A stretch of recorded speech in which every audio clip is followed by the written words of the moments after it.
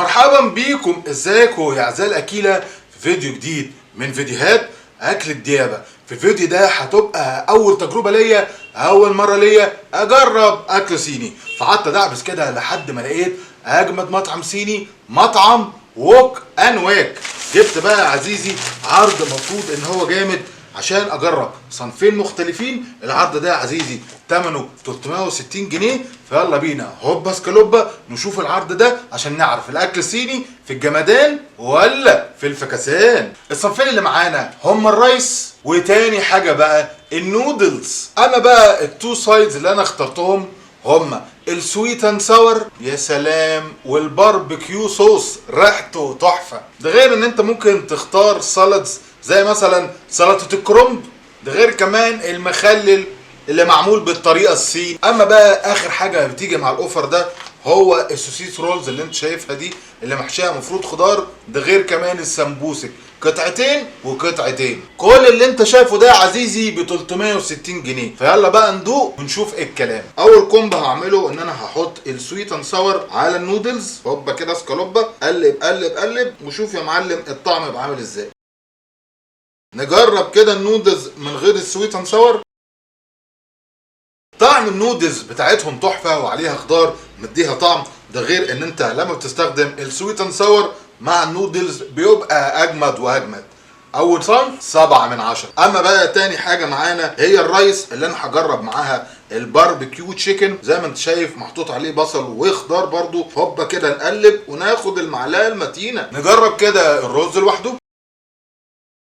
طعم الرز بصراحه تحفه، برضو محطوط عليه شويه خضار، ده غير ان الباربيكيو تشيكن اللي موجود بصراحه طعم الفراخ اللي فيه اجمد بكتير من السويت اند ساور.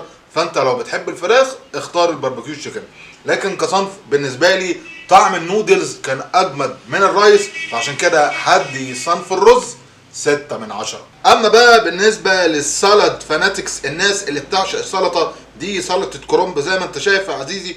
هوبا بقى سكالوبا. سلطه الكرنب حراقه كده سيكه، واضح ان محطوط عليها فلفل او شطه، حاجه كده مديها نكهه حراقه، ده غير كمان ان هي تقريبا متخلله، طعمها مختلف شويه لكن مش جامده قوي. هنديها 4 من 10. نخش بقى يا عزيزي على سلطه الخيار. خيار مخلل مختلف شويه عن الخيار المخلل اللي احنا بنعمله كمصريين، لكن ستيل برضو طعمه تحفه، وهنديه زي اخوك كرنب 4 من 10. نخش بقى على الرول اللي واضح جدا ان هي محشيه خضار. ناخد بقى القطمه المتينه، طعمها تحفه ومستويه من جوه، ده غير كمان ان هي مقرمشه، واضح ان هي معموله بزيت مظبوط جدا، طعمها تحفه 6 من 10. اما بالنسبه بقى للناس محبي السمبوسك، نجرب بقى السمبوسك او السمبوسك واتيفر بقى انت بتسميها ايه يا برو.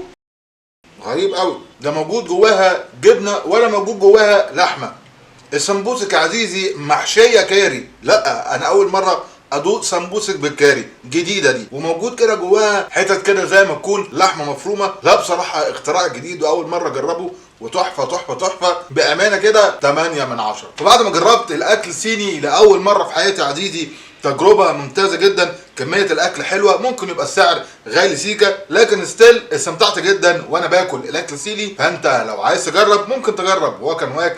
كميه العرض ده ممتازه وسعره في المتوسط، يستحق ان انت تجرب جداره، عشان كده هنديه 8 من 10. وما تنسوش اعزائي الاكيله، عندنا في اكل الديابه معاكم محمد الديب، هتلاقوا عندنا كل جديد، عروض جديده وافتكاسات جديده. فعشان كده يا عزيزي ما تنساش تتابعنا اول باول، اعمل اللايك والشير المتين، ده غير كمان ان انت ممكن تكتب لنا في الكومنتات الحاجات الجديده اللي احنا ممكن نجربها لكم ونقول لكم عليها اذا كانت هي فعلا في الجمدان ولا في الفكسان. فما تنساش برضو تفعل السبسكرايب وتفعل زر الجرس. يا رب تكونوا اعزائي الاكيله استمتعتوا معايا في الحلقه الجديده دي، تجربه صينيه في الجمدان. اشوفكم في فيديو جديد اكل الديابه. بيس.